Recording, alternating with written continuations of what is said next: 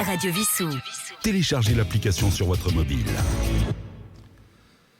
Eh bien, bonjour. Alors aujourd'hui, je suis en compagnie de quelqu'un que vous connaissez bien puisqu'il est membre de l'équipe de Radio Vissou. Il s'agit de Jean-Luc Touly. Bonjour. Qui est un spécialiste de l'eau et c'est pour cela qu'il est là aujourd'hui. Puisque nous allons parler de l'eau dans l'Île-de-France, nous allons parler de l'eau à Vissou. Et nous allons commencer puisque le 20 avril 2023, depuis cette date, la CNDP a lancé un grand débat sur l'eau dans l'Île-de-France. Alors déjà, qu'est-ce que la CNDP et en quoi consiste ce débat ? Alors la Commission nationale du débat public, qui a été longtemps présidée par Chantal Joanneau, est un moyen d'expression décidé par l'État et les gouvernements successifs pour ouvrir un grand débat public citoyen pour faire connaître un peu des problèmes liés à des projets qui dépassent 300 millions d'euros et qui peuvent impacter à la fois l'environnement et la santé. Donc la CNDP a été saisie vers le mois de juillet 2022 au vu du projet que le syndicat des eaux d'Île-de-France a projeté pour les prochaines années pour améliorer la qualité de l'eau qui est de plus en plus impactée par les problèmes de pollution d'origine agricole avec les pesticides. Alors, en Île-de-France, le gestionnaire, il n'est pas tout nouveau, puisque ça fait un siècle, depuis 1923, que c'est le CEDIF qui s'en occupe. Il faudra peut-être qu'on sache qui est le CEDIF. Alors, le CEDIF, c'est, comme je vous l'ai dit, c'est le syndicat des eaux d'Île-de-France qui existe depuis le 1er janvier 1923 et qui s'occupe de la production et de la distribution de l'eau à un peu plus de 4 millions d'habitants regroupés dans environ 135 communes aujourd'hui, qui se trouve juste hors Paris, c'est-à-dire dans la première couronne, et un petit peu dans la deuxième. Donc ce réseau donc distribue de l'eau potable depuis cette époque-là. Et quand je lui ai parlé tout à l'heure de la CNDP avec le problème de la qualité de l'eau, pourquoi la question se pose aujourd'hui du problème de la qualité de l'eau, c'est que, comme je vous l'ai dit, beaucoup de pollutions se sont succédées du fait du travail et de l'homme dans tous les domaines industriels, agricoles, voire domestiques. Et donc, régulièrement, on améliore la qualité de l'eau en mettant des membranes de plus en plus fines pour ne pas laisser passer le plastique, les perturbateurs endocriniens, le calcaire, le chlore, les résidus médicamenteux. Et tout ça, il faut évidemment une technologie de plus en plus importante, même si en parallèle, il faut lutter contre la pollution en amont, principalement d'origine agricole, mais il n'est pas facile aujourd'hui, pour les gouvernements en tout cas, d'obliger ou de contraindre donc les agriculteurs à ne pas utiliser des produits phytosanitaires pour améliorer leur rendement et pour qu'ils puissent vivre, puisqu'on a besoin des agriculteurs. Et comme il n'y a pas de solution miracle rapide, c'est pour ça que ce syndicat des eaux, donc qui comprend 135 communes représentées par 135 élus. Pour Vissou, d'ailleurs, je représente Vissou et Paris-Saclay dans cet organisme. Il a été décidé à partir de 2015, en anticipant les nouvelles normes européennes qui sont de plus en plus contraignantes, et on comprend bien pourquoi, pour la santé des gens, que ce projet donc d'OIBP, osmose inverse à basse pression, ce qui veut dire une filière membranaire ultra performante, pour ne pas laisser passer justement tous ces produits un peu dangereux pour la santé, surtout quand ils sont mélangés, ce qu'on appelle le cocktail des pesticides, qui est extrêmement dangereux. Donc ce syndicat des eaux d'Île-de-France, créé en 1923, a aussitôt délégué ce service en termes d'exploitation à une entreprise, et qui depuis 1923, c'est la même, c'est ce qu'on appelait à l'époque la Compagnie Générale des Eaux, qui est devenue aujourd'hui Veolia Eau. Ce contrat, qui est le dernier contrat qui a été signé en 2011, se terminait normalement en 2022, mais du fait du Covid et du fait justement de ce débat public qui va demander quand même un certain nombre de temps, le contrat a été repoussé jusqu'en 2023, probablement jusqu'à fin 2024. Et donc, tous ces éléments, aujourd'hui, sont mis sur la place publique, donc sur le problème de la qualité, je viens d'en parler, mais aussi la quantité, puisque vous avez bien vu à la télévision, dans les journaux, dans les médias, il y a de plus en plus de rareté du fait de la sécheresse, avec le réchauffement de la planète.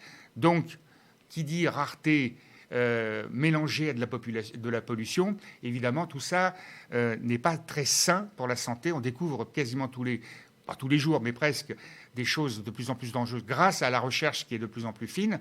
Et donc, le problème de la quantité, le problème de la qualité reste le problème du prix. Alors, il faut savoir aujourd'hui que le syndicat des eaux d'Île-de-France pratique un prix au niveau de la facture eau, la part eau, parce qu'il y a la part assainissement et la part redevance et taxe TVA. La part eau représente sur la facture du citoyen 30% du prix. Donc le prix aujourd'hui, au 1er janvier 2023, est de 1,47 €. Il était en 2010 d'1,75 €. Donc ça veut dire que grâce à une gestion plus rigoureuse, on a baissé le prix. Mais avec ce projet d'amélioration de la qualité de l'eau, nous avons estimé, le CEDIF, qu'une augmentation du fait de l'investissement qui avoisine les 870 millions d'euros va entraîner dans les 5 prochaines à 10 années prochaines, environ 30 à 40 centimes d'augmentation. C'est-à-dire qu'on va revenir à peu près au prix de 2010 dans les années 2028-2030. Donc chaque région n'a pas forcément le même prix. Alors, vous avez parfaitement raison. Il y a un prix unique sur les 135 communes de 1,47 € au 1er janvier 2023. Mais ce qui fait la différence commune par commune, c'est l'assainissement. Puisque les taxes et redevances, c'est la même chose pour chacune des communes du CEDIF, c'est l'assainissement. Or, l'assainissement a été aussi beaucoup délégué par les communes, puisque c'était une compétence jusqu'en 2020 des communes, beaucoup délégué à 2 entreprises que tout le monde connaît, Veolia et Suez. Et donc, pour, par exemple, les communes du CEDIF, et Vissou en particulier, c'est Vissou des 135 communes qui a le prix TTC eau assainissement le moins cher, à peu près 3,50 € au 1er janvier 2023 pour une consommation d'une famille de 2 adultes, 2 enfants d'environ 120 mètres cubes, donc 120 000 litres d'eau par an. 3,50 € quand la moyenne des communes du CEDIF est environ à 4,70 €. Donc on est largement en dessous parce que l'assainissement a été évidemment bien négocié. D'ailleurs, un jugement de la Cour administrative d'appel de Versailles dernièrement a fait que Suez va être obligé probablement de nous rendre un peu d'argent sur le travail qu'il n'aurait pas fait ou pas suffisamment fait. Donc, mais quand vous avez les autres communes de Paris-Saclay, puisque sur les 27 communes de Paris-Saclay, il y en a 5 qui sont au CEDIF, donc Massy, Igny, quelques communes comme ça. Les 22 autres sont avec Suez depuis très longtemps. Et effectivement, le prix de l'eau des communes qui sont avec Suez sur le territoire de la CPS, nous, c'est 1,47 €, eux, c'est à 2,70 €. Vous voyez, il y a une grosse différence. Et comme l'assainissement, c'est aussi un peu la propriété, entre guillemets propriété, la gestion par Suez, effectivement, le prix de l'eau, en moyenne, sur les communes de la CPS hors CEDIF, est entre 5 € et 6,20 € le mètre cube, alors que nous sommes à 3,50 € et qu'au CEDIF, les communes du CEDIF, tout territoire confondu, est à 4,70 €. Vous voyez, donc, il y a une grosse marge de différence. Et pour vous dire aussi, au niveau essonien et en particulier de Paris-Saclay, il y a des négociations justement pour que ces communes puissent retrouver pour leurs habitants un prix beaucoup plus correct. On peut dire que pour Vissou, on a de la chance par rapport à d'autres communes. Alors, je voudrais rendre aussi hommage à l'ancien maire Richard Trinquier, puisque c'est Richard Trinquier qui m'avait demandé en 2016, donc justement au moment où on est passé sur la commune, enfin sur le territoire de la Paris-Saclay, en quittant la communauté d'agglomération des Hauts-de-Bièvre, Suez voulait nous augmenter la part assainissement, qui représente 50% de la facture, de 350%.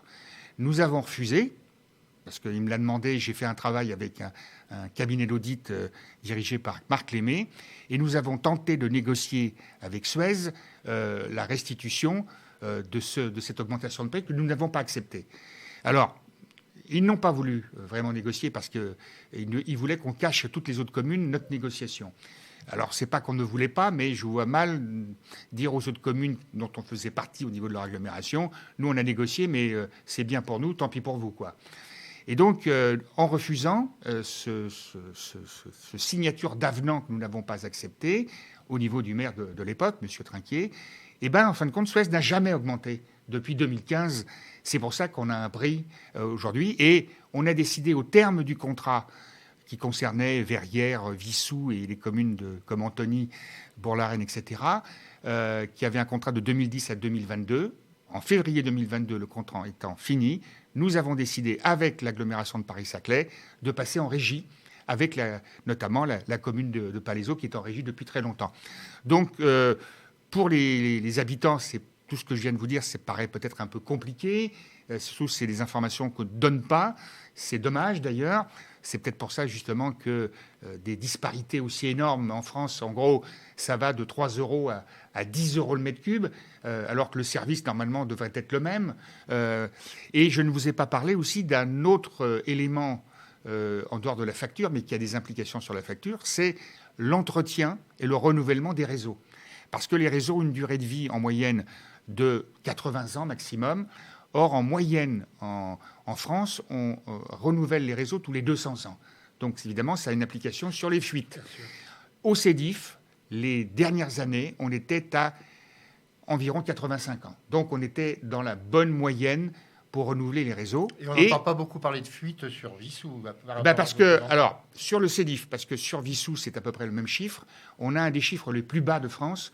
On a 9,4% de fuite, alors qu'en moyenne, en France, dans les communes rurales, on est à 25%, dans les communes urbaines, à 20%, et Paris-Saclay est à 19%.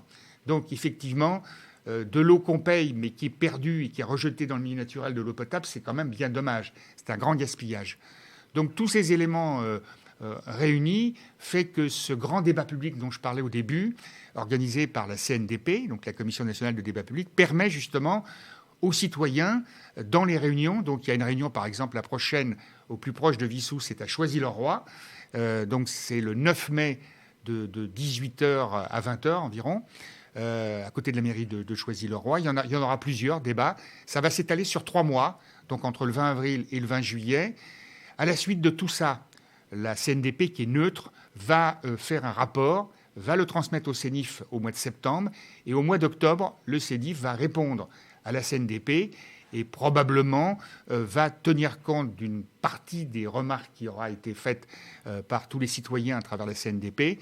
Et le CEDIF, à ce moment-là, modifiera, modérément probablement, mais quand même modifiera son appel d'offres qui permettra au mois de juin 2024 de savoir quelle entreprise, puisque c'est le choix du mode de gestion qui a été choisi à 88%, la délégation de service public à une entreprise, de savoir, parmi les 2 concurrents qui se battent pour avoir le marché, donc en l'occurrence Veolia et Suez, en juin 2024, les 135 élus seront réunis et voteront pour l'entreprise de leur choix en fonction du cahier des charges de l'appel d'offres. Bien. Nous avons vu à peu près tout le problème. En ce qui concerne la facture sur Vissou, vous avez déjà donné des chiffres, n'est-ce pas? Absolument. Alors, ce qu'on peut quand même dire aux particuliers, c'est déjà, il faut savoir économiser l'eau, je crois, privilégier les douches plutôt que les bains, par exemple, ne pas laisser couler l'eau lorsqu'on fait la vaisselle, comme font beaucoup de gens. On se brosse les dents. Quand on se brosse les dents, c'est la même chose. Et peut-être arriverons-nous un jour à qu'il y ait une différence chez nous entre l'eau potable et de l'eau non potable pour les toilettes, par exemple, ou pour laver le sol. Ça serait quelque chose de... Alors, ça, c'est une question qui souvent revient parmi des gens qui s'intéressent à la question, ou même qui ne s'intéressent pas trop, disent « Mais pourquoi, pour les toilettes, on met de l'eau potable ?»